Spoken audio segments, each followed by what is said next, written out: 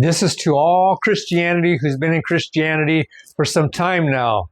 Here we go. No excuse for willful sin in Christianity. Isaiah 5:20 says, "Woe unto them that call evil good and good evil, that put darkness for light and light for darkness, that put bitter for sweet and sweet for bitter." Hebrews 10:26, "For if we willfully sin after we have received the knowledge of the truth, there remaineth no more sacrifices for sin." That means Christ is not going to come down and sacrifice himself again.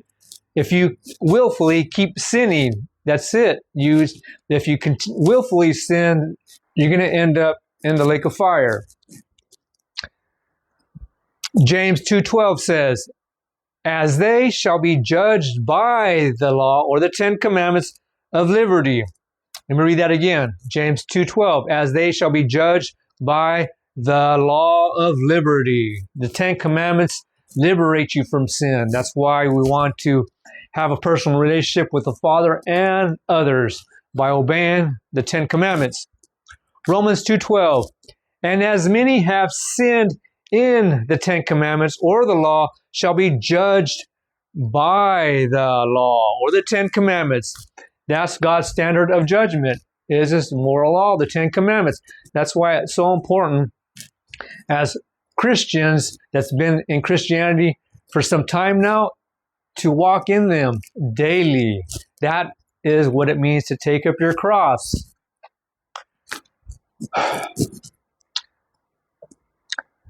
Romans 7:14, "For we know that the law," or the 10 Commandments, "are spiritual." John 4:23, "True worshipers shall worship the Father in spirit and in truth." What did it say in Romans 7:14? It says, "For we know that the 10 Commandments or the law are spiritual." So the Father says to worship in spirit and in truth. And that's what the commandments are. They are spirit. They're spiritual.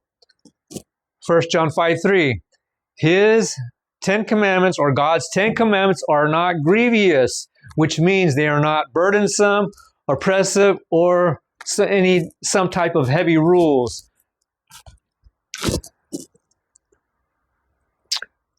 Romans 7:12 says, "The law is holy, and the 10 Commandments are holy and just and good." And for those of you who are against God's moral law in keeping them and obeying them, let me read Romans 8:7. It says, "Because the carnal mind or worldly mind is enmity." What's enmity mean? It means hostility towards God or His law, or hatred or hostility towards the 10 Commandments, because they don't love the 10 Commandments. They don't love God or others. It's all show. Now let me read it again. Romans 8:7. "Because the carnal mind or worldly mind is enmity against God, for it is not subject to the 10 Commandments of God, neither indeed can be." So if you've got a carnal mind, carnal nature, you're going to go against God's moral law, go against obeying them, and tell others to do the same thing. And that will lead you into the lake of fire. In order to love your Father supremely and others supremely, we want to walk in His moral law daily. It's no different than when it says, "I'm going to take up the cross daily."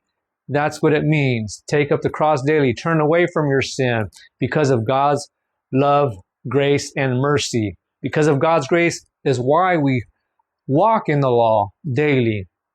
We do not want to lie, steal, murder, commit adultery, dishonor our parents, or covet. We want to worship the only one God, only the God of the 4th commandment, which says the 7th day is a Sabbath.